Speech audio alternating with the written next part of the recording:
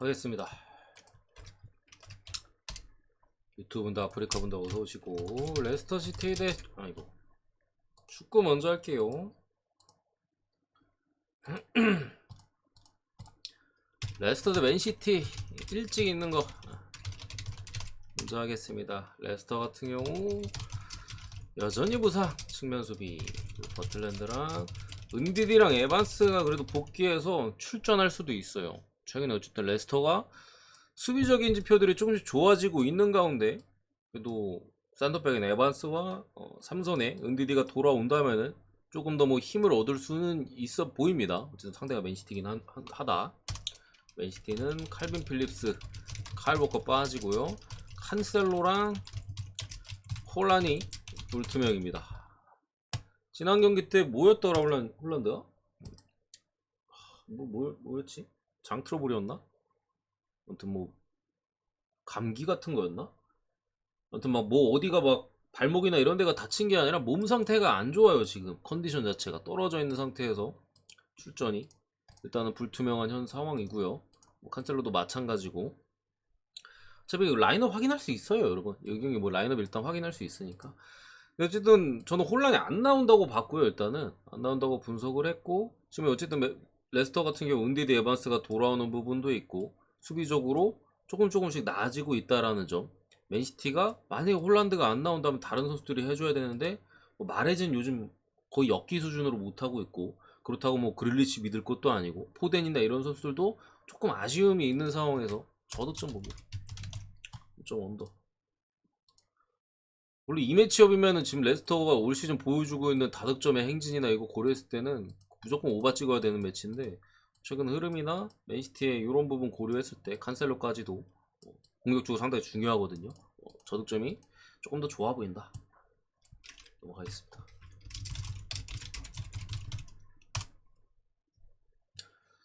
넌 좀 무리 많이 했죠?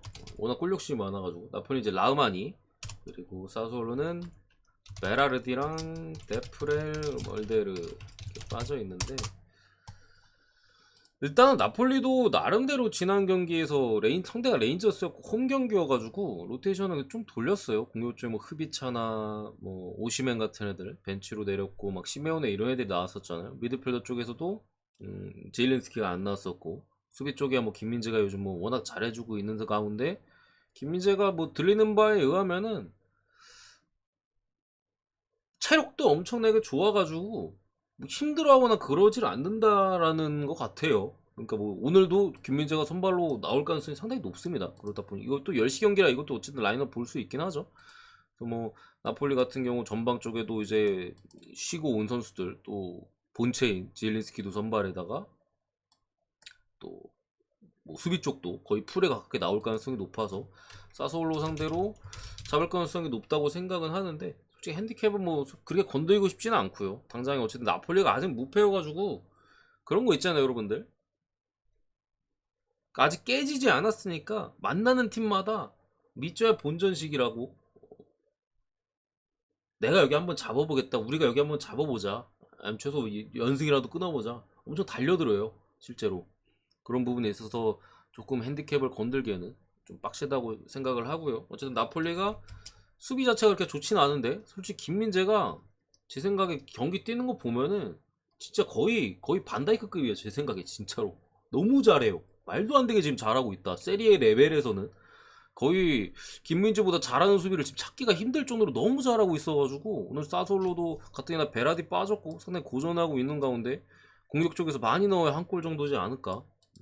저득점 봅니다. 2대1, 2대0 요 정도 사이드로 보고 승언더 뭐 핸디는 찍는다면 마인을 찍겠습니다.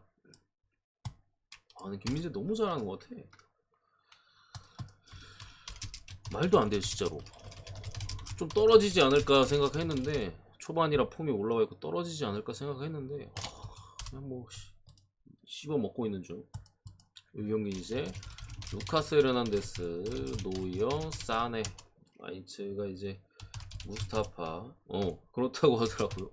경기 뛰고 다음날에도 막 연습 게임 찾아고 막 그러는 것 같고 부스타 라이츠인데 뭐 딱히 분석할 거 없습니다. 간단히 바이에른미는 마엔 바르샤까지 잡고 온 상황에서 미넨 자체가 애초에 그리고 로테이션도 심하게 돌아가지도 않고 챔피언스리그도 이미 끝났어요 게임이. 그런 상황에서 뭐 다음 경기 인터밀란과의 매치업이 주중에 또 있지만 뭐딱 신경 쓸 거라고 보지 않고요. 바이에른 뮌헨이 어쨌든 제가 저번에도 한번 말씀드렸는데 돈을 쓴 타이밍에는 항상 트로피를 2개 이상 들어 올려요. 그리고 경기 때마다 압도적인 모습을 보여주고. 근데 좀 이례적으로 올 시즌 초반에 의외로 리그에서 좀 고전을 했는데 그 고전한 만큼 앞으로는 그냥 계속 마인 하지 않을까 그런 맥락으로다가 오늘도 뭐 홈경기고 마인 봅니다. 네 번째 라이프치히 대 레버쿠젠. 라이머, 클로스터만, 굴라시, 세컨 키퍼, 뭐 울모랑 헬스텐베르크 이렇게 불투명인데 뭐 미드필더 쪽이나 키퍼 다 빠졌고 뭐 전방 쪽에서 활동할 수 있는 선수들이 이제 불투명하게 떠 있는 상황이고 레버쿠젠은 지금 불투명자가 좀 많아요. 사실 비르츠도 여러분들 복귀를 했거든요. 플로리안 비르츠도. 일단은 뭐 불투명에 떠 있어가지고 출전 여부를 정확히 알 수 없다. 어쨌든 그 부분보다 이 경기는 라이프치히가 키퍼가 선발이랑 세컨이 다 빠졌어요. 굴라시 빠져있는 상황에서 그동안 세컨 키퍼가 계속 뛰었었는데 이름이 뭐였더라?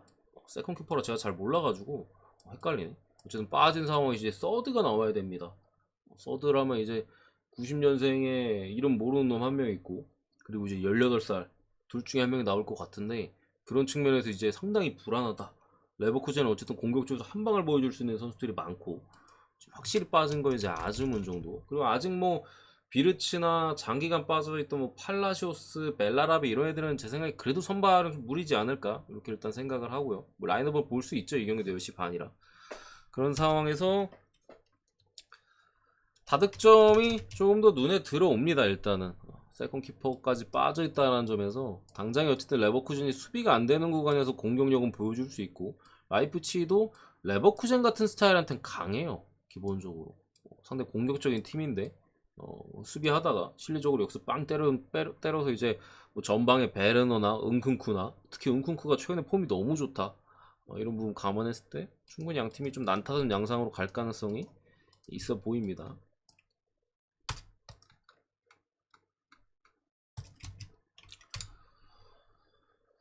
그리고 EPL을 할 건데 PL은 이번에 엄청 어려워요. 승무패를 안 하기 때문에 제가 일단은 하는데 PL이 승무패 들어있으니까 솔직히 오늘 경기 맨시티 경기 포함해가지고 한 경기도 확신이 드는 경기가 없긴 합니다.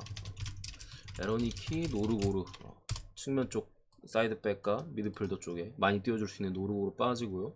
울버햄튼은 똑같아요. 히메네즈, 칼라이지치, 네투 이렇게 빠지고 공교롭게도 지난 경기 이제 4대0 4대0 여긴 이제 에스턴빌라 제라드 나간 에스턴빌라한테 이제 두들겨 맞았고 여긴 레스터 뽀샷 뽀킬인가 때리면 들어가는 무슨 말도 안 됐던 그 레스터 기대값이 1도 안 되더라고. 그 경기 레스터가 1도 안 되는데 내 골은 저는 거의 본 기억이 없어요. 사실 예전에 보험이 한번 그랬던 것 같은데 바이에른 뮌헨이랑 할 때 그때도 근데 지난 경기 레스터보다는 슛을 많이 때리긴 했었는데 어쨌든 그런 상황에서 경기력적으로는 솔직히 지난 경기에서는 솔직히 울버는 잘했어요. 잘했는데 약간 뭐 어떻게 차면 들어가는데 이런 느낌이었어 솔직히. 물론 울버가 지금 공격 쪽에 빠진 부분 때문에 지난 경기도 역시 울버의 공격진들이 찬스를 많이 날려먹었어요. 날려먹은 것도 먹은 건데 상대한테는 그냥 때리면 들어가니까 뭐 그게 못한 거라면 당연히 못한 겁니다. 그러면서 이제 뭐 4대0 졌고 브렌트포드는 그냥 사실 뭐 압도당했죠. 수비적으로 완전히 무너지면서 기존의 약점이었던 수비가 완전히 독이 올라있던 에스턴빌라 상대로 완전히 무너졌던 경기인데 어쨌든 두 팀의 경기력적으로는 저는 솔직히 미드필더진도 그렇고 울버가 조금 더 나은 느낌은 있어요. 다만 공격진을 믿을 수가 없는 부분이 있어가지고 여긴 대신 공격진은 나름 믿을만해. 아이반 톤이나 이런 애들은 그래도 한 방이 분명히 있는 공격수거든요. 이런 측면 때문에 이거 분석이 사실 뭐 의미가 없다. 울버가 못 넣으면 브렌트포드가 이길 거고요. 울버가 경기력 대비 그래도 득점을 본인 하는 것만큼 뽑아준다면 지지는 않을 것 같아요. 그래서 뭐 사실 예측이 불가능하다. 저는 그래도 울버 프렘 봅니다. 지난 두 팀에 똑같이 4대0으로 졌지만 내용적으로 그래도 조금 더 억가를 당했던 팀이나 좀 희망을 봤던 건 저는 그래도 울버 쪽인 것 같아요. 브렌트포드는 진짜 그냥 말 그대로 무너졌던 경기고, 울버는 솔직히 재수가 없다고 해야 되나, 그거를 지들이 기회를 못 살렸다고 해야 되나. 근데 솔직히 슈팅 때릴 때마다 들어가는 건 솔직히 말 안 되긴 했다. 레스터가 지난 경기 울버 프렌. 크리스탈 팰리스 대 사우스햄튼, 더럽게 어렵습니다. 클라인, 크리스 리차즈, 뭐 버틀랜드, 메가더 빠진 선수 중에 이제 수비 쪽에, 측면 수비 쪽에 클라인이 그래도 제일 아쉽겠고, 메가더 너무 늙었고, 뭐 크리스 리차즈 수비 쪽에 또 빠져 있고, 사우스햄튼이 복귀 이슈가 있어요. 라비아랑, 잠깐만요, 한 놈 누구였지? 벨라코차 기억났다. 제가 사우스햄튼 경기 분석하면서 제일 중요한, 미드필더에서 제일 중요한 놈, 수비에서 제일 중요한 놈이라고 말씀드렸었는데, 훈련 복귀했어요. 오늘 경기 출전할 수도 있습니다. 근데 이 경기는 우리가 라인업을, 그 11시 경기 아닌가? 그죠? 볼 수가 없어요. 안 나오면 크펠이 낫다고 보고요. 나오면은 프렌 내지 뭐 무승부 쪽이라서 모르겠다 솔직히.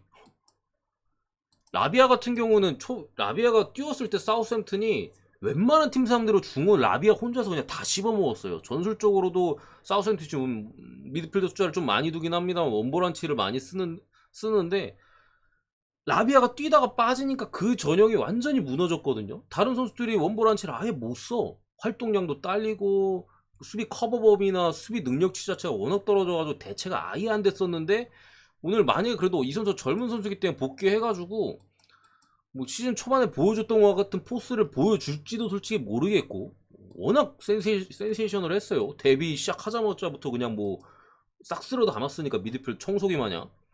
오늘 경기도 만약에 출전한다면은 이거 크리스탈 팰리스 상당히 고전할 만하다. 수비 쪽에 에이스인 벨라코처에 들어온다면은 더군다나 센터백 라인에서도 확실히 힘이 생기고, 저는 그래서 출전할 가능성이 좀 높지 않을까 해서 프렌을 보려다가 틀었어요. 무승부 엠무로.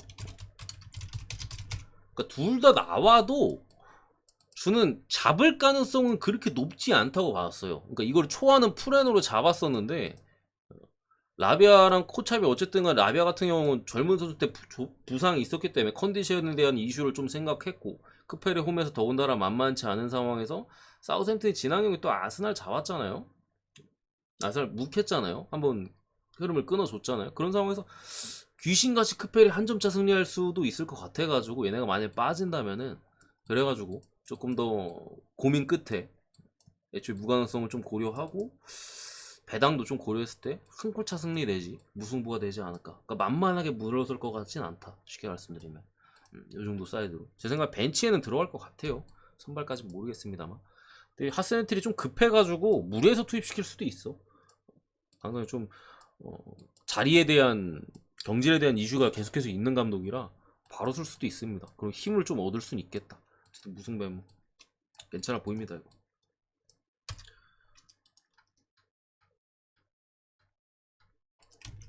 일곱 번째. 계속 말씀드리지만 EPL 엄청 어려워 이번에. 고드프리, 타운샌드, 예리미나 이렇게 빠져 있는데, 이 두 팀의 경기도 사실 내용적으로 봤을 때 어디가 이겨도 안 이상해. 왜 안 이상하냐? 플럼 수비가 안 되거든요. 근데 에버튼은 나름 뒤가 조금 탄탄해요. 다만 공격력이 있어서 뭐 최근엔 그래도 루인이 조금 복귀해가 좀 살아나는 느낌은 분명히 있긴 해요. 지난 경기 특히나 이제 크리스탈 팰리스 상대로 홈에 3대 0으로 완승 또 거뒀었죠. 그런 그림에 있어서 뭐 기대가 충분히 되는 부분이 또 있습니다. 플럼이 수비가 안 좋기 때문에 에버튼이 한두 골 정도에 대한 기대치는 있는데, 어쨌든 그 전에 에버튼을 생각한다면은 분명히 뭐 공격진이 솔직히 그렇게 믿음직스럽지는 않고요.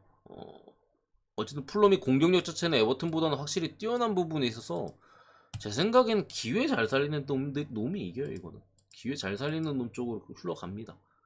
플럼이 그래도 한 골 정도는 기록할 가능성이 있어 보이고, 에버튼도 제 생각에 한 골까지는 기록할 수 있어 보이는데, 추가적인 득점은 그냥 기회 잘 살리는 놈이 이긴다. 당연히 그래도 플럼이 주도권 자체는 조금 더 강한 압박이나 이런 걸 필두로 조금 더 잡아갈 텐데 양질의 기회는 에버튼 쪽에 더 많을 수도 있어요. 역습이 에버튼이 그래도 나름대로 날카로운 팀이기 때문에 최근에 또 득점에 있어서 계속 부진하다가 한번 화력이 빵 터졌기 때문에 그런 부분까지 저는 좀 고려를 한다면은 에버튼 프렌 쪽이 조금 더 낫지 않을까 싶습니다. 근데 솔직히 어렵다. 오늘 진짜 프리미어리그 경기들은 진짜 뭔가 진짜 확신이 오는 게 딱히 없어요. 진짜로. 여러분들은 어떻게 보셨을지가 제가 궁금할 정도로 여러분들의 생각이 제가 궁금할 정도로 이건 다른 사람들은 어떻게 볼까 이거를 할 정도로 진짜 쉽지 않다. 어쨌든 저는 그래도 프렌 쪽이 좀 더 낫지 않을까 싶고요. 여덟 번째 인터밀란 대 삼프도리아.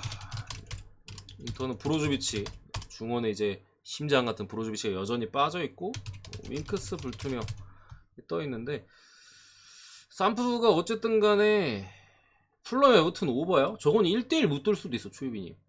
그거는 생각하고 가셔야 돼. 오버를 갈 거면은.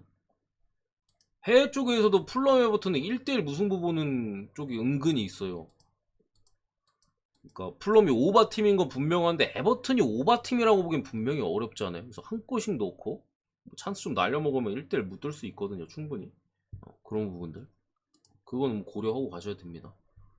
플럼이 그리고 계속 오바 아닌가요? 지난 경기도 오바였나? 응, 계속 오바잖아. 장줄 끊길 만한 팀이긴 해요, 에버튼이. 저덕점이 그래도 꽤 많이 나오는 팀이어서 장줄이 끊길 만한 팀이긴 한데 뭐 다르게 보면 장줄이기 때문에 갈 수도 있어요.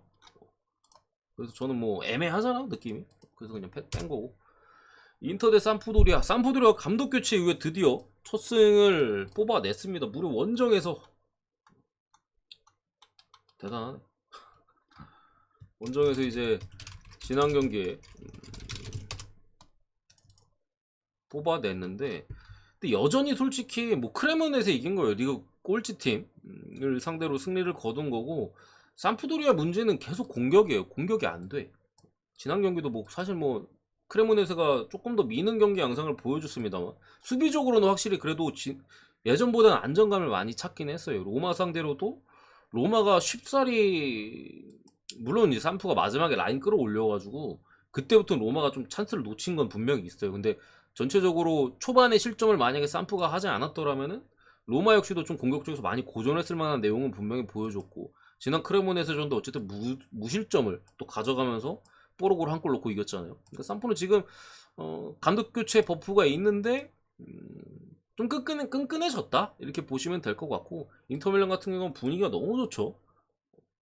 열에 9은 떨어질 거라고 봤던 이제 챔피언스리그에서 2위로 또 올라가게 됐으니 무려 바르셀로나 이번 시즌 뭐 천문학적인 금액을 지른 바르셀로나를 꺾고 올라갔기 때문에 분위기도 좋고 루카쿠도 복귀했고 지난 경기 득점도 했고 승을 안 볼 이유는 없다고 생각합니다. 인터 승에 핸디캡도 간다면은 뭐 1마인을 그래도 찍겠죠. 찍겠고 언어바 역시 졌죠. 삼프가 지금 인터 상대로 뭔가를 보여줄 수 있는 부분은 수비적인 부분밖에 없다. 어쨌든 인터밀란도 지난 경기 풀젠과의 챔피언스리그 경기가 있었잖아요. 또 이제 상대적으로 엄청난 약체이긴 했습니다만 반드시 이겨야 됐던 경기였기 때문에 모든 선수들이 풀 출전에 뭐 에너지 레벨도 풀로 갖다 박았기 때문에 체력적인 문제는 분명히 있을 거라고 생각을 하고요. 어쨌든 그런 부담감이 있는 상대 약체긴 했습니다만 부담감이 있는 경기에서 또 어쨌든 승리를 따냈으니까 긴장도 한 푼 꺾일 수도 있어요. 그래가지고 의외로 조금 득점에 있어서 어려움을 겪을 가능성도 뭐 있다고 봐서 일단은 뭐 이렇게 보긴 했습니다. 가장 안전한 선택지는 그래도 요거겠죠. 당연히 똥배긴 합니다만 마인 언더 저는 언더가 조금 더 나은 것 같아요. 삼프가 무득점할 가능성이 높지 않을까. 인터도 1점 빡세니까 뭐 4골 이상 기록하기는 좀 어렵지 않을까 싶어서 그렇습니다. 발렌시아 대 바르셀로나. 아유 고맙습니다 여러분들. 목소리에 의미가 있나요? 잘 맞춰야지. 발렌시아는 카스티오, 디아카비, 쾌모트 불투명 수비 쪽에 센터백 쪽에 불투명자가 있고 바르샤는 크리스텐센, 세르지 로베르토, 아라우, 데파이 불투명. 바르샤 승.